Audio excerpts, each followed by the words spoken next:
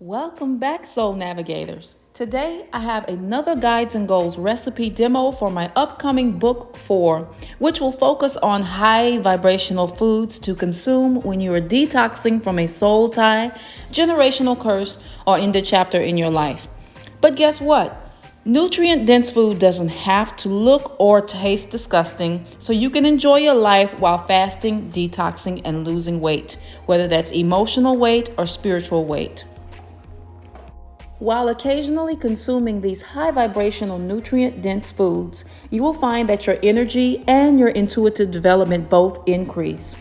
Today, we're going to be preparing a red velvet plant-based cake with all natural ingredients, packed with the same comforting flavor as the traditional recipes, which I still eat and love. The recipe will be in the 15 to 44 tier of the Patreon group, which you can check in the description box below. So first up, we are going to take our pounds of beets and we are going to clean them and shave them. This part can be a little messy and you may get beet juice on your hands as a stain, but I advised against wearing any latex gloves because it's live food and you don't want it to taste like latex.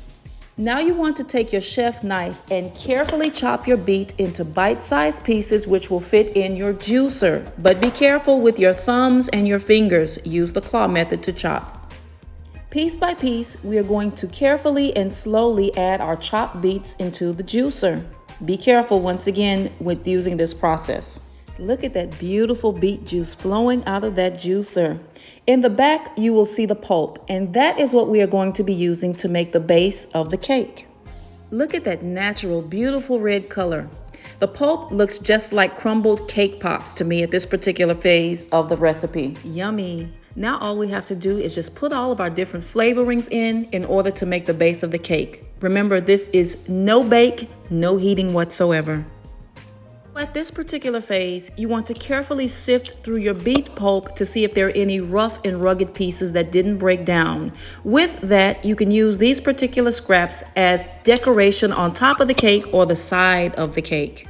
When it comes to raw desserts, I like to invest in the finest gourmet ingredients in order to get the maximization of taste and flavor. So I used a natural vanilla bean pod. Hold up a second before you throw away that beet juice. If you're not going to drink it, there are other beverages that you can make, which will also be in my Guides and Goals book. So now we want to pare open our vanilla bean pod to get all of that ooey gooey gourmand goodness out of the center of it for our flavor.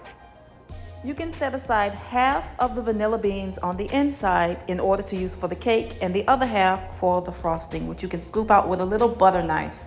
That vanilla is aromatic and amazing and can also be used in prosperity work. So now we have our dry ingredients of the cake base on the inside of the bowl with the wet ingredients on the side, getting ready to be combined in the food processor.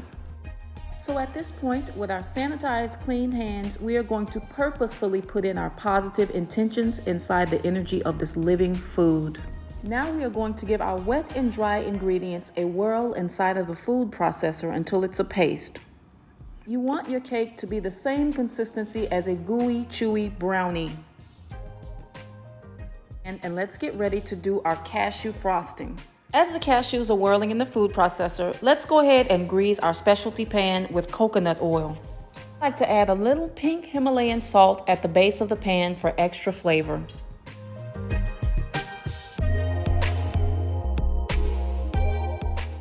So now let's spoon in our cake base and let's do a thin layer to begin with of the red. You want to mash the cake in there really good and make sure you press it down firmly and evenly. For this particular part, I tend to use anything from a butter knife to a cake spatula, even the top of a can in order to firmly press because this part is very important, and you also want to wipe your sides to make sure that the red doesn't smear onto the layer where your cashew frosting will go. Now, let's pour our second layer, which will be the cashew frosting mixture. To be honest, most raw food experts tend to soak their cashews overnight in water and then put it in, but I did it differently. I pulverized mine first into a powder and just went ahead and mixed it due to time. If you want to do it that way, you can simply pulverize it and then soak it after the fact, but either way will be fine. At this point, I tend to roll the cashew frosting around evenly like a batter until it's even. And then I simply drop the pan a few times in order to make sure there are no bubbles or any uneven areas. The next step, of course, would be to simply add another layer of red on top of the cashew frosting layer.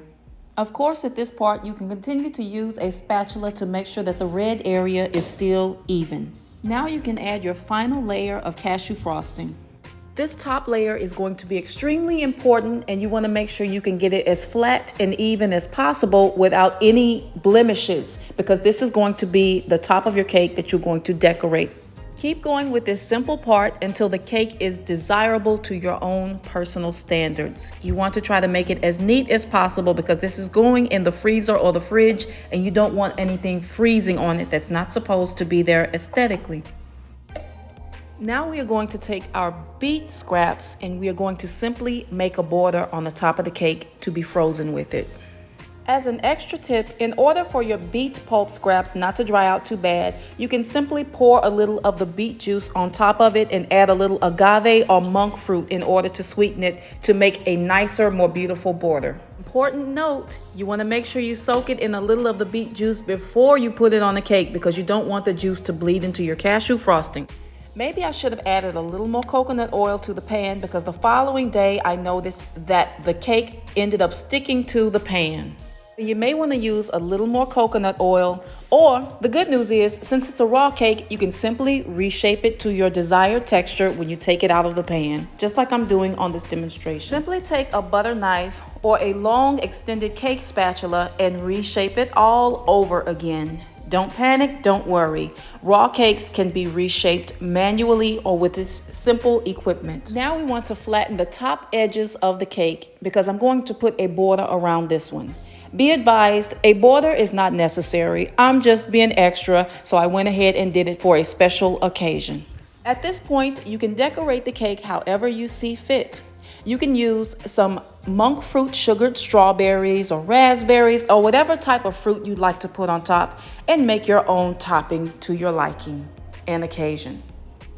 As an added measure for decoration, I simply took some of my beet scraps that were softer and soaked them in beet juice, and I shaped them and froze them in the freezer, piped them, and made rosette looking toppings. Not perfect, but they're cute enough for a raw cake.